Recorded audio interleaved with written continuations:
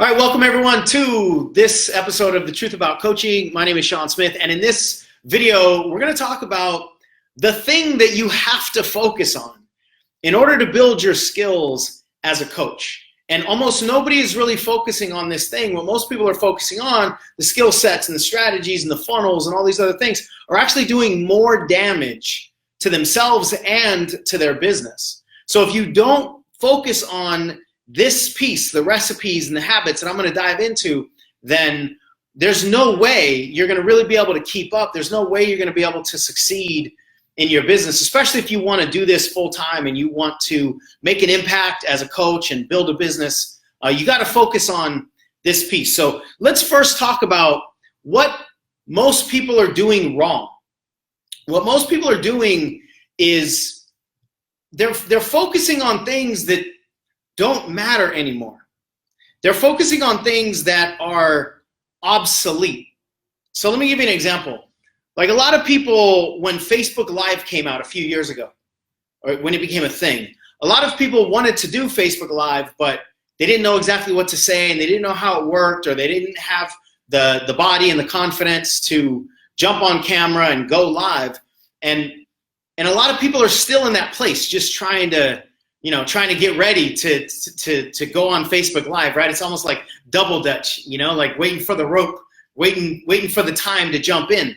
Well, if you now jump into Facebook Live, and it's not obsolete, but it's not new, it's not novel anymore.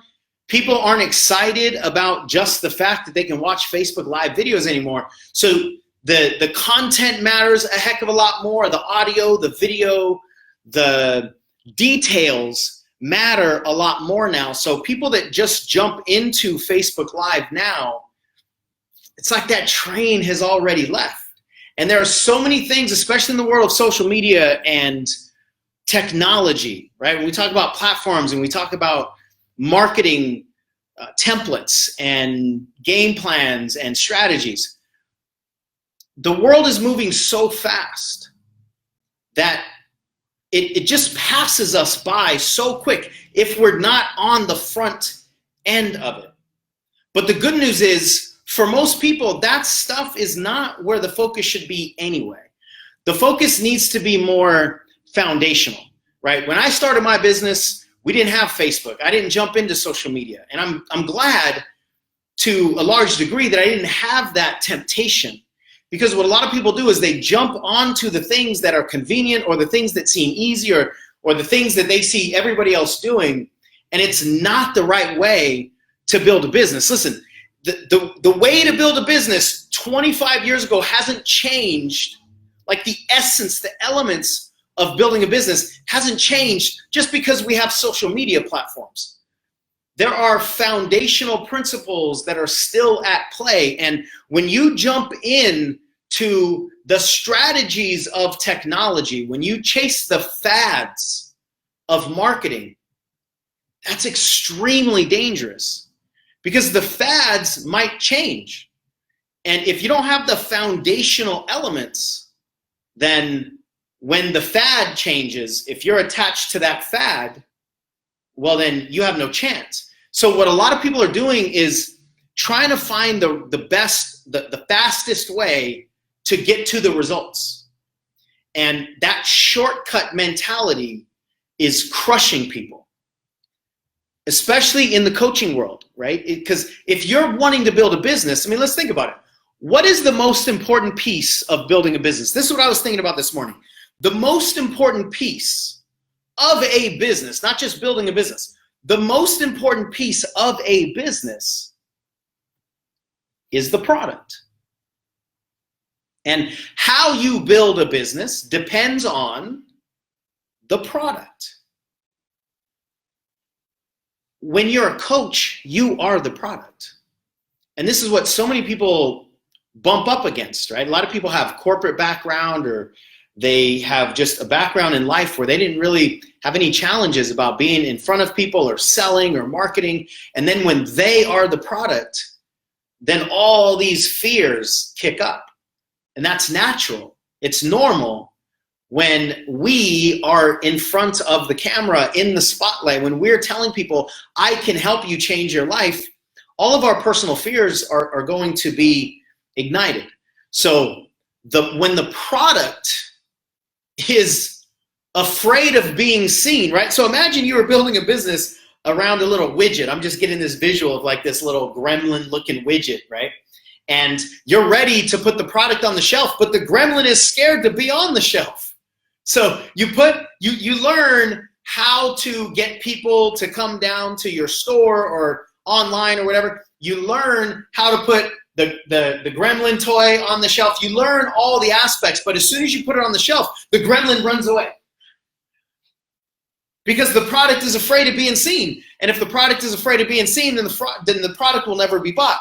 That's the case for so many of us in the coaching world, because the product itself, us, is actually afraid of being seen or afraid of being bought. And so then if we try to learn the shortcut methods when we don't really have an established, solid, certain product, then the shortcut methods at best are Band-Aids. And I'm going to get into more grounded, like exactly what to do, but I want you to understand conceptually what it is that most people are really struggling with. So if you have a game plan and you're not implementing that plan, what it means is there's got to be more work done on the product or the relationship of the product to visibility or to rejection or to fears or to money or to marketing. There's got to be more work done. If you have a game plan laid out in front of you, you're not doing it.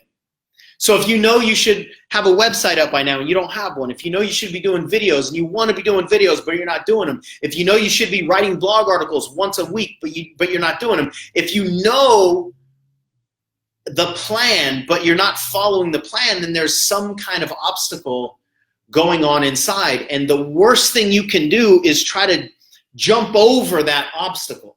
The worst thing you can do is try to find a way to avoid the foundational principles. So one of the things that I really want you to focus on or understand the difference in this context is recipes versus results. What so many people are wanting are results, and that's natural. I mean, as humans, we want results, right? We want more money, we want to lose weight, we want whatever the results are that we're wanting. And so the mind, which wants to get everything that it wants faster, the mind wants to get there as quick as possible. So the mind looks for the shortcuts. The mind looks for ways to avoid the problems, right? So the mind is actually drawn toward the guarantees. The mind is drawn toward the magic bullets. The mind wants that stuff, which is why we're so tempted with doing anything that we can to get the results. But let me give you an analogy that I hope will really land with you. It's completely shifted my whole thinking around success and business and so forth. Let's say you want to climb Mount Everest. You know that the goal is to be up at the top of Mount Everest, right? And the mind says, well, how can we get there as fast as possible? Well, you can, I mean, there's not really one of these, but you can get on a ski lift if there was a ski lift up to the top, or you could hitch a ride with a helicopter or a plane or something, and it could take you up to the top. So you could get there fast. But if you took a helicopter up to the top of Mount Everest, you would immediately die. Immediately. The reason you would die is because your body isn't ready for the top of Mount Everest. There's a reason that you climb a little bit and then go back down and then wait a little bit and then climb more and then go back down and wait a little bit. There's a reason that the human body, or there's a reason that people climb Everest that way, is because the human body requires it. You have to be acclimated. You have to learn how to breathe at the different elevations. You have to learn how to deal with the changing weather. And if you don't learn that stuff, then if you get to the top of Everest, your body can't keep you there. And in that case, your body can't keep you alive. So this is what's happening for a lot of people in business, is they're just trying to take the shortcut. They're trying to get the helicopter ride to the results. And even if you get the results from the helicopter ride, it will all come crashing down. So what I really want you to understand is that the recipe is all you should be focusing on. Now, this is going to apply if you're a brand new coach, or you just want to get into the coaching market, you're not even a coach yet, or you already have somewhat of an established business and you're trying to get to whatever the next level is for you. You've got to focus on the recipe. What recipe needs to be followed? Because here's the thing. If you're not getting what you want, no matter what your goals are, if you're not getting what you want, I'll tell you why. It doesn't matter who you are. It doesn't matter what niche you're in. It doesn't matter what the problems are that you're facing. If you're not getting what you want, the reason is because you're not following the right recipe. It's as simple as that. If you want to make 6 figures in your coaching business and you're not there yet, here's what I promise you. You don't have a recipe for a 6-figure business. If you want to create whatever income in order to quit your job and do this full time, and you're not there yet, you don't have the recipe for the full-time business yet. It's just that simple. And it doesn't matter if you really want it. It doesn't matter that you've been thinking about it for a long time. It doesn't matter that a lot of people have been telling you you should be a coach and you do a lot of this work for free. None of that stuff matters. Recipes don't care. Recipes don't care. If you really want a chocolate cake and you follow a recipe for meatloaf, your recipe doesn't care how much you want the cake. It will produce a meatloaf every single time. And it will never not produce a meatloaf, and it will never produce anything other than exactly what the recipe is designed to do. So if you're not getting what you want, you have a recipe problem. You don't necessarily have a strategy problem.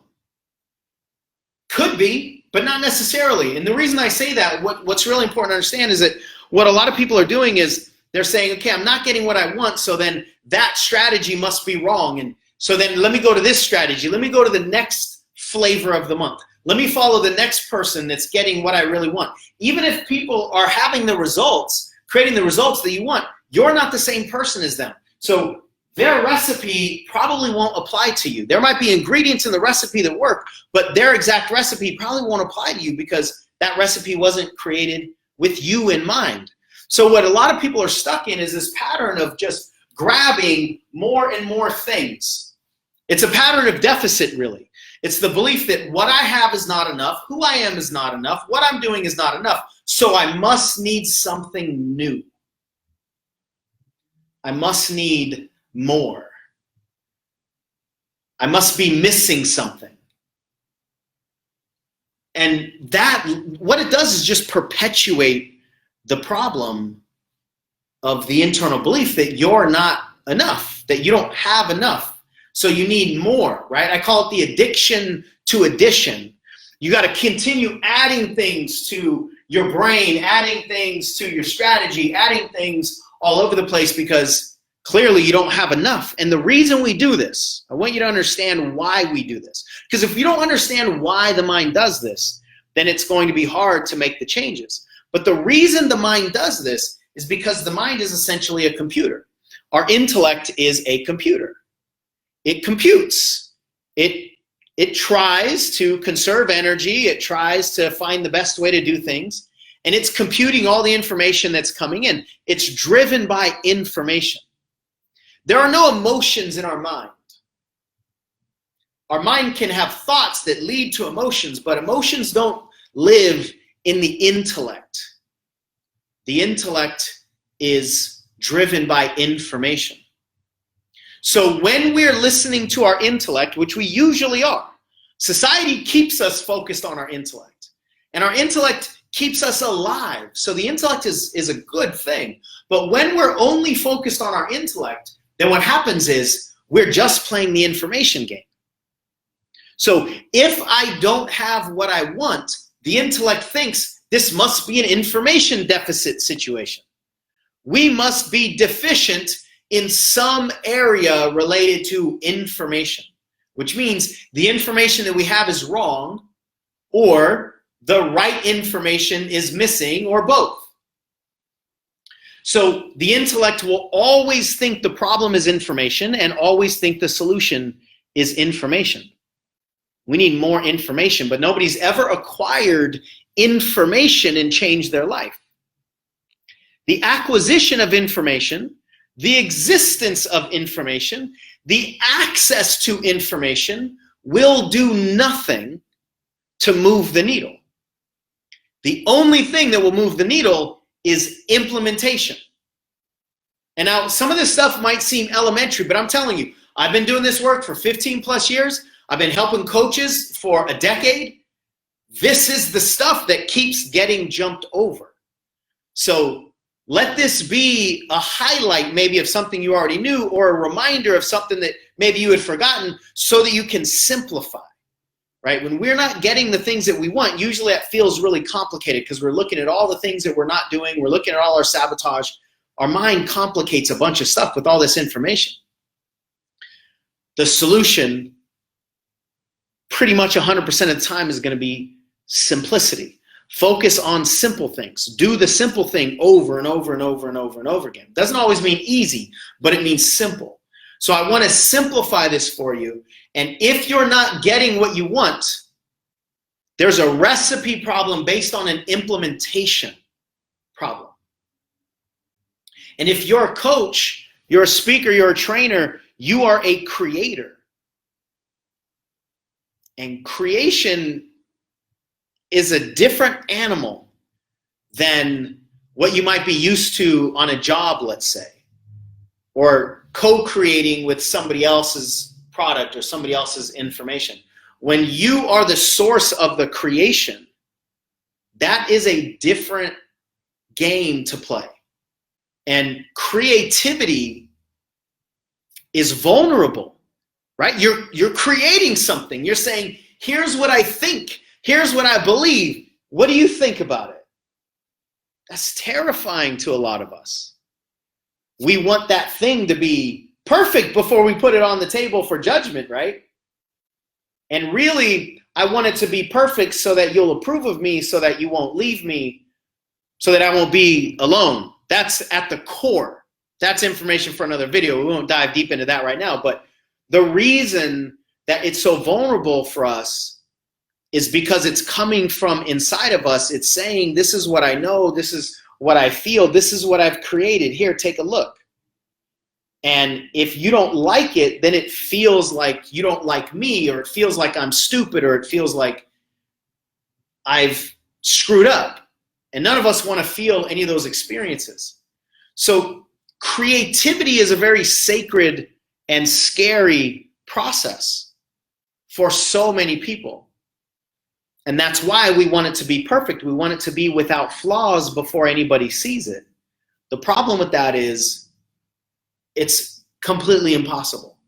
In all ways, it's impossible to perfect a creation before it's shown to the world. What I always say is your message, your signature talk, anything that's creative, it needs oxygen to evolve. It needs eyeballs. It needs other people's ears. It needs feedback. It needs a lot of stuff to evolve. But what most people are doing is, I'm not going to do a video unless I know the video is going to be perfect. And what I'm telling you is, number one, you'll never have a perfect video, and your videos will never grow until you do the video.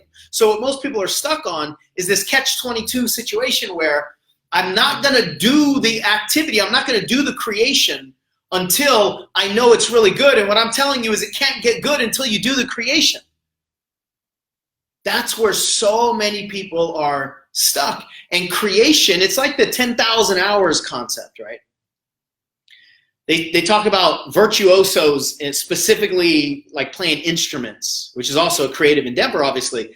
It takes like 10,000 hours to do it and do it and do it and do it and do it without getting paid, without other people approving and getting all this judgment and feedback. It's just doing it for the sake of doing it with just the passion for the work. That's how people become virtuosos. That's how people really allow their genius to evolve. And that's when they start getting the applause or the money or the opportunities. But they earned all of that stuff in the creative process, in the 10,000 hours process. So many of you have heard my story. If you haven't, there's a video on it about the first 18 months in our business.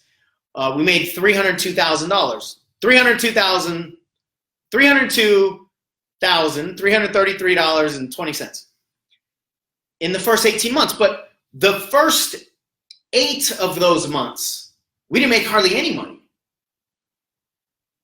And I said this yesterday, that's when I earned all the money. I earned almost $300,000 in the 8 months when no money was coming in. And then after about 4 or 5 months, then a little bit of money was coming in. But I was putting in a lot of the effort. I was allowing a lot of my creativity, a lot of the skill sets to evolve. So my message to you is, if you're not getting clients, if you're not making the money that you want to make, if you don't have the business foundation that you are really wanting, it's because you haven't earned it yet. It's just as simple as that, and that's not a judgment on who you are. This isn't about whether you deserve it, from a value perspective and your self-esteem is at stake. That's not what I'm talking about. It's just simply you haven't earned it yet. The recipe isn't producing the results. So we got to look at the recipe. So whatever it is that you want to create in the world, let's say you want to write blog articles. Don't wait to share your blog with the world until your articles are written. Here's my challenge to you, and my assertion to you is, you won't even find your voice until you have 100 articles written and published with comments and feedback. You won't even find your voice. You won't find the rhythm. You won't find how you actually write. You won't learn how you create until you have 100 blog articles. Same thing goes with videos. You won't even learn the process that is dying to come out of you, and the creativity that's dying to come out of you. You won't learn that stuff until you have 100 videos. Now, it might not be 100 on the nose. For some of you, it might be less, and for some of you, it might be a little bit more. But the point is, it's way more than what most people are demanding of themselves. Most people are doing 2 or 3 videos, not liking the videos, putting it up on Facebook with very passive promotion because they don't like the videos, not getting hardly any feedback, not getting hardly any engagement. Very few people are sharing it, and then they're using it as a sign that their videos are not good enough, so they're not giving themselves permission to do another video until they get good enough. But how are you going to know if your video is good enough? I almost swore. How are you going to know if your video is good enough without doing more videos? So this is the cycle that so many people are focused on. And the answer is recipe. More specifically, the answer is habit. You got to focus on creating a habit. And here's what we really have to understand about habits. Habits are not created with intensity. Just like you can't go into the gym and make up for a year of not exercising in one gym session. That's not how getting healthy works from an exercise perspective. You can't stay in the gym for like 50 straight hours and make up for all that lost time. Nor can you pre-work out and work out 50 hours now and then not have to do anything for the next 4 months. That's not how it works. Creativity requires habitual practice. Creativity requires consistency. And really, every part of business is a creative process to some degree. Your content is completely creative as a coach, whether it's your skill set as a coach and what you're going to provide for people in their coaching, or your articles and the content that you put out to attract people in. That's a completely creative process. And you have to treat it with the care that it deserves. So you've got to be habitual. Habits are not created with intensity. Habits are created with consistency. I would rather you write 10 minutes a day every single day than write for 4 hours once every 2 weeks. Or let's say 8 hours once every 2 weeks. That is way more than 10 minutes a day for that amount of time. I think it is. I don't know if I did the math right, but even though it's way more, that's not how habits are created. So if you just go all in on a certain day and you dig a really deep hole, it might feel good at how deep you dug this hole, but what's going to happen is you'll probably need to recover from that. And then it's harder to get back up and get into that creative process again. So I want you to focus on daily habits. And when it comes to habits, I want you to think about the clockwork habits that you have. There are things in your life, there are things in all of our lives that we do like clockwork.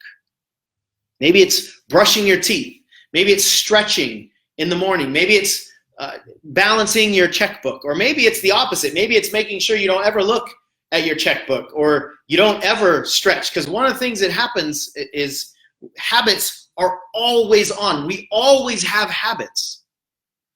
Not exercising is a habit. Laziness is a habit. Not creating content is a habit. So we are always creating habits.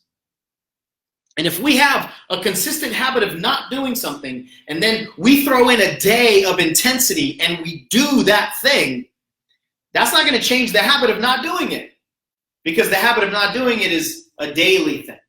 So I want you to start focusing on what can I do daily to create habits that are going to produce the recipes, not the results. The results are a byproduct of the recipe. So I want you to focus here.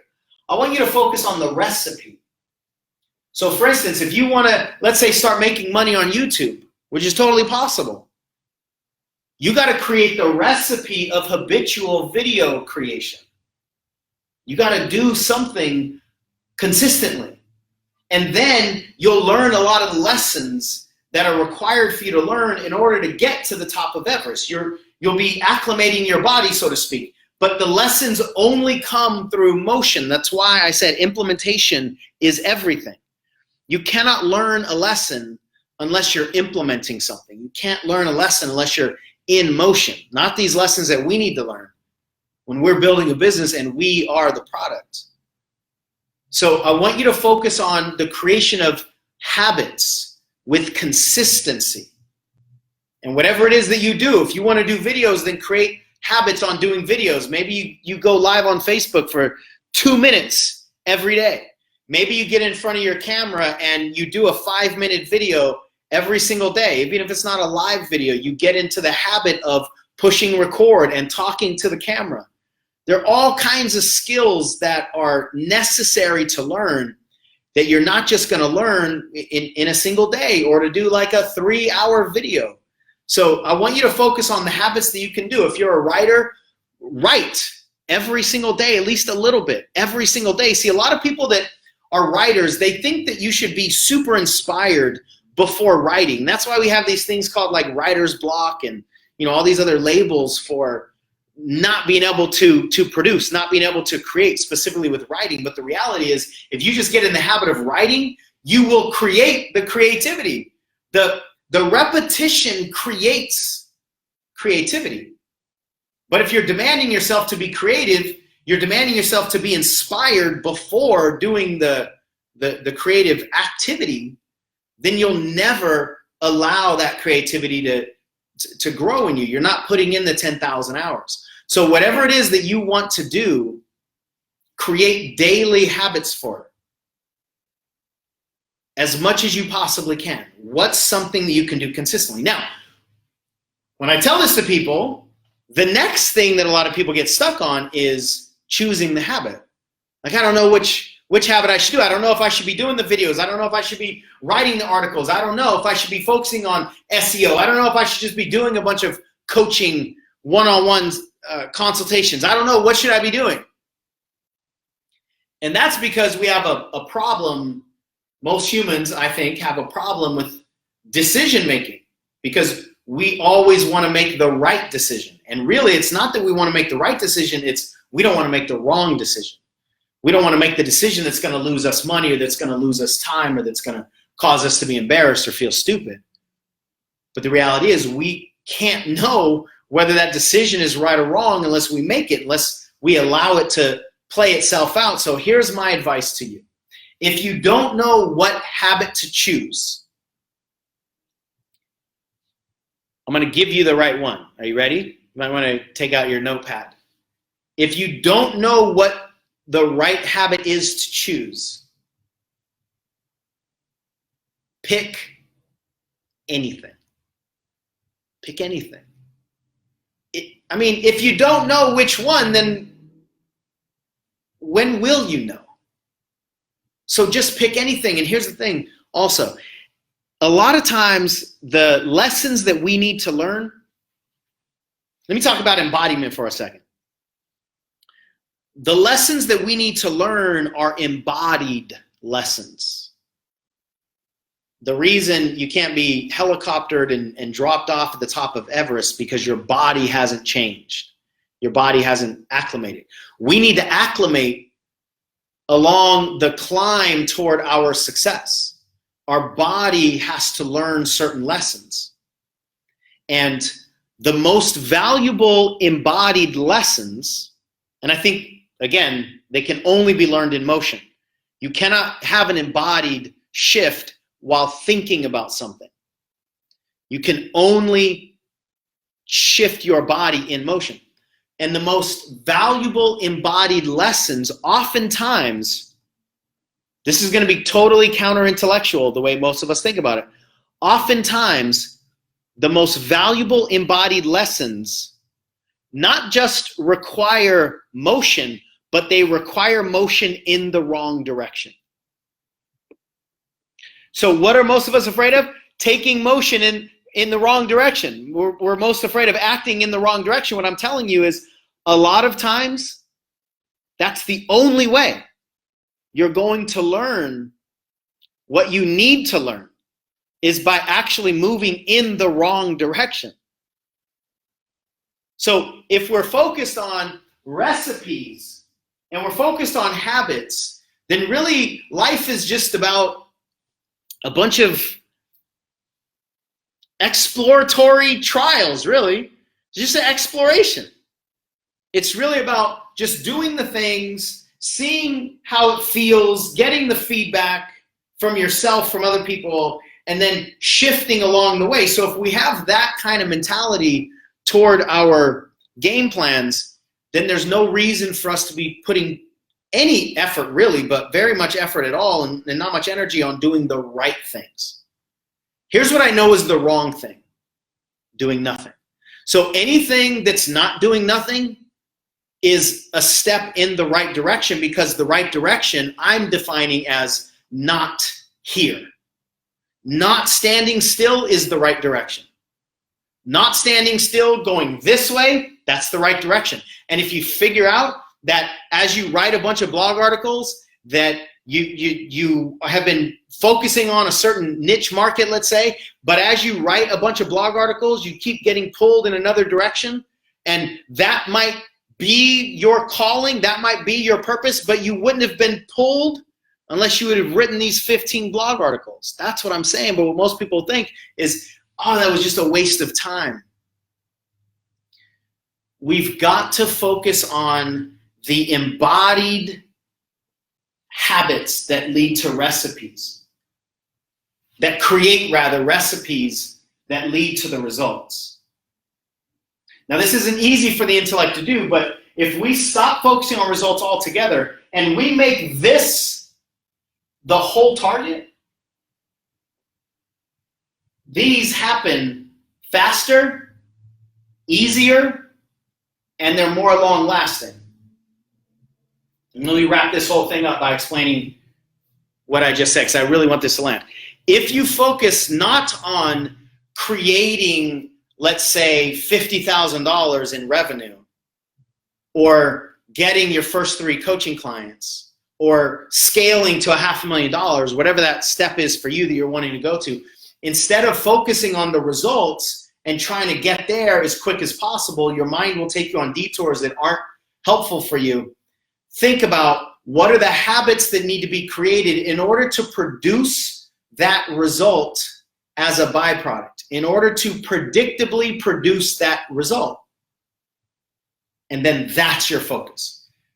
So if your goal is to make $50,000 over the next 6 months, let's say, what are the habits in your market with your product? What are the habits that need to be created in order to predictably produce that result in 6 months? That's your focus.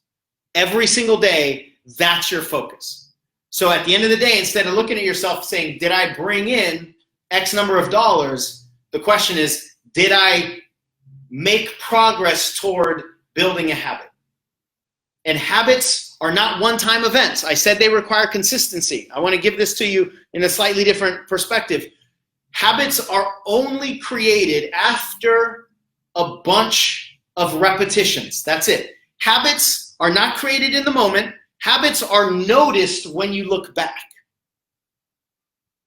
You can't have a habit right now. You can just look back and go, wow, every single day at this time, I do this. And then you notice a habit looking back on past behaviors. The reason that's really critical to understand is when we think about creating a habit into the future, our mind doesn't like that. When we get frustrated in the present moment because we don't have the habits that we want, our mind doesn't like that either.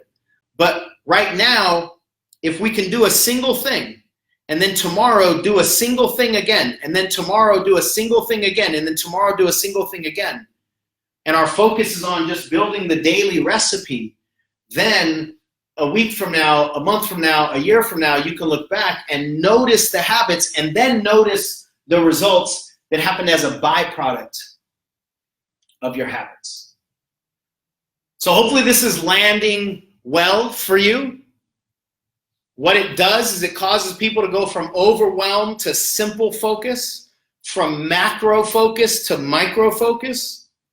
Most of our sabotage, most of our limiting beliefs are up in the macro focus. And when we put our energy into one thing and we say, this is what I'm going to go all in on, the results that can be created as a byproduct are staggering. Now, this journey is individual by nature. So there's no way to provide this generalized assembly line approach to all individuals. That's one of the things that a lot of coaches, either they don't understand or they just resist for whatever reason, but we need a personalized, individualized game plan. So we're happy to help you find out what your next step should be. If it's tough for you to figure it out or you just want some confirmation, there's a way to set up a free consultation call in the link, or in the description rather below, there's a link. And we've got a bunch of free resources in the description also, so you can go check those out. We've got some downloads and some groups that you can join and so forth, to just give you more actionable information toward whatever goals that you individually have. Now, if you like this video, you're gonna love that one. It's all about how and why we need to market differently as coaches in today's world. Trauma is at an all-time high, and because of that, trust is at an all-time low.